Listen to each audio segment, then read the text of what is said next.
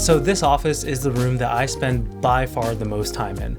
It's where I work, it's where I film, and it's also where I spend a lot of my free time. And since I spend so much time here, I try to make it as nice of a space as I can, where everything is optimized for what I do. And over the past year or so of me being here, I feel like I've finally gotten it to a point where I'm pretty happy with it. So let's get this started off by talking about the most important part of the room, the desk. So I made a video about this already, so definitely check that out if you want a more detailed look at all this, but I'll just go over the highlights in this video. The desk is the Foley Jarvis L-shaped standing desk. I've had this for a couple of years now and it's been great. I spend about 90% of my time sitting, but just having the option to switch back and forth really lets me stay a little bit more lively throughout the day, which I really like. The chair is the Herman Miller Aeron, and this to me is hands down the best office chair out there. It's crazy supportive and you really can't beat the breathability of the mesh during the summer when it gets really hot. Powering the tech part of the setup is my M1 Max MacBook Pro that I have hooked up to a Pro Display XDR. It's the most expensive single piece of tech that I have ever bought, and I was really nervous about spending this kind of money on a monitor, but after owning it for a few months now, I think it's worth every penny. It looks fantastic. The speakers are the Kanto Tux, and honestly, I just got these because I thought they looked super clean, but they actually ended up sounding really good too, so win-win. The keyboard is the Black Diamond 75 with Illuvia keycaps, and again, I just mainly got this because I thought it looked super cool, but I've actually been enjoying this a lot. I think it brings a little spice into the setup that a lot of people might think is a little too vanilla. Everything in the setup is connected to the CalDigit TS4 Thunderbolt dock. That way, if I need to leave, all I need to do is unplug one cable. So that's all I'll mention in this video, but like I said, if you want more details, I made a full video on it. You can check it out in the link below. Now, moving on, directly behind the desk is sort of the backdrop to my Zoom calls. This room has this weird corner that sticks out, and this shelf that I got from IKEA fits perfectly into that space, which is nice. On the very top here, I have these neon signs that say dumpling in Chinese, and those are all plugged into a Philips Hue Smart outlet so that they can be turned on and off with a single switch along with the rest of the lights in the room, which makes using them just so much easier. I also got this motion sensor accessory for the Hue system that I can turn all the lights on whenever I walk by. It's been really helpful because I am very often coming in here with both hands full, so it's nice not having to worry about hitting a switch when I have so much in my hands. Anyways, back to the shelf. On this second level, I have this knockoff swinging stick sculpture.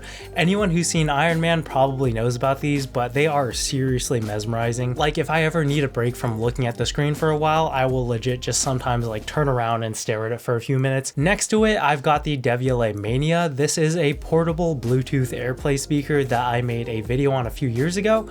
I don't really use it that much anymore because I really like the speakers at my computer, but I think it looks really nice and it's a nice display piece. And if I ever do want to use it, it's charged on this dock and ready to go. And on the very end here, I have this Lego bonsai tree, and on the second level, I got a couple of mechanical keyboards and a Newton's cradle. Basically just a bunch of stuff I saw online and thought would be cool to display. Also on both levels, I have these Hue Gradient light bars. I just got these pretty recently because I thought this like corner of my room was a little bit too dark, and so far I'm pretty happy with how it turned out. I think it's a really nice touch. In the window, I have these smart shades from SmartWings. These are the dual layer ones, so if I need full blackout like right now, I can do that. But I also had the sheer option for a filtered light, which is what I leave it on normally, so I have some natural light coming in without letting people outside see what's going on in here. I love having these be smart and Wi-Fi connected because this way I don't need to lean over the desk to get to them, and they're also solar powered, so I don't need to worry about charging them either. My only complaint would be that these were really annoying to install, but other than that, they're great. On the wall, I've got some of my prints inside of IKEA Ripper frames. I think it's always a good idea to personalize your space with artwork that you like, and if you like any of these, you can find more like them at my online shop, jchen.store. It would be a huge help to me and the channel. Anyways, next to the desk, I've got the Alex drawer from IKEA and an Epson EcoTank printer. In general, I think printers are one of the most hated pieces of tech out there, and this one isn't perfect either, but it's one of the better ones that I've used. Instead of ink cartridges, it has ink tanks that you can refill, and it tends to be a little bit cheaper than traditional printers. So far it's been great, but I haven't had it for too long, so let's hope it stays that way. I also have this Dyson air purifier. I was given this as a gift, and honestly I probably would not have bought this with my own money, but it is nice to have because it looks pretty cool and it actually doubles as a heater as well. This room is right above my garage, so it gets really cold during the winter and I get a lot of use out of this thing. So next to all that, I have this Husky workbench that I basically use as a rolling slider stand.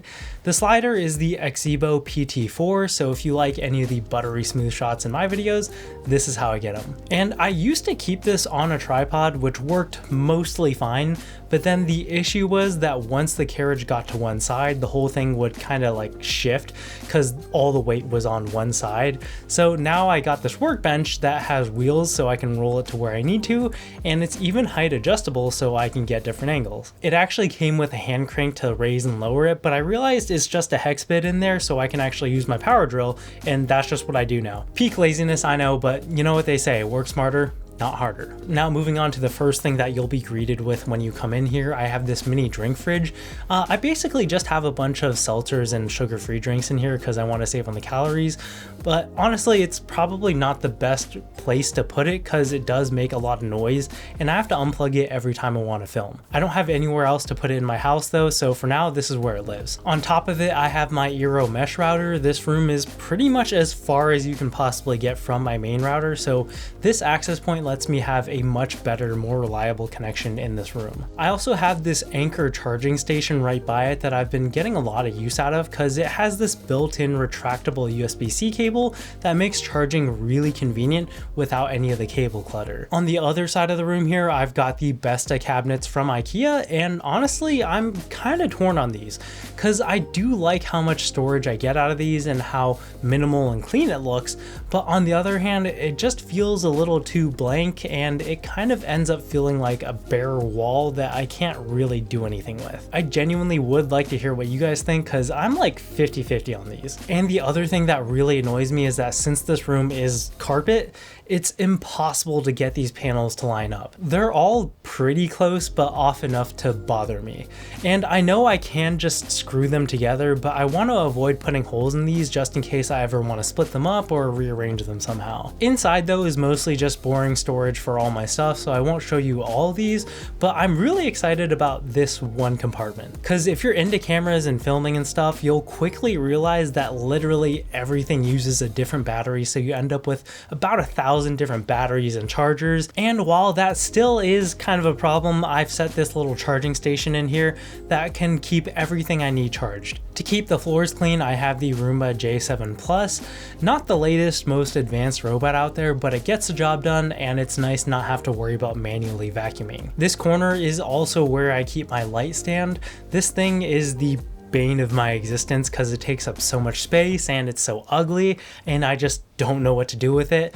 It is pretty essential for any time I'm filming though, which is why it stays out, and that's also why I keep all the furniture in here pushed out to the side. I feel like in general that's kind of a bad choice like design wise, but I need to keep the middle clear for the light stand and the slider to move around freely, and that's why I said I probably would have laid this room out very differently if I wasn't doing YouTube. But for now, it is what it is. And in case you were wondering what was on here, I've got the Amaran F22X. It provides a really nice soft light while being super thin and light, and it's what I use as my main key light for my talking headshots like right now. And then on the other side, I have an Amaran 200D that I usually have pointed straight up at the ceiling to provide fill for my shots. I really want to get rid of this thing, but for now it's too useful, so it stays. Also, you might have noticed that I've got some sound panels on the wall here and over this half of the room. When you record videos, it's super important to keep the echo under control, and these do a lot to help with that. I was definitely a little skeptical when I first got these, like how much of a difference could it really make,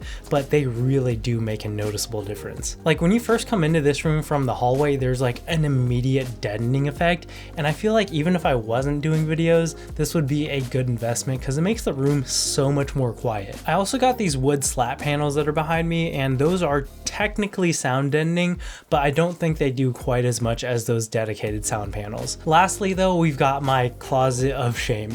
There's almost no organization going on in here, but this Husky toolbox is where I keep all of my camera gear. When you do a lot of filming, you just end up accumulating a ton of these little bits and pieces, and a ton of other YouTubers do this as well, but this is one of the best ways that I found to keep everything organized. But yeah, that's pretty much everything that's going on with the studio right now. I think it's pretty good for what I'm doing right now. There's a couple of things that I'm thinking about changing, like I would really love to find a way to get a TV and couch in here, but I can't think of a great way to integrate that into the space right now. I'll keep you guys posted though, but for now, that's it for this one. Thank you so much for watching, and I'll catch you guys in the next one.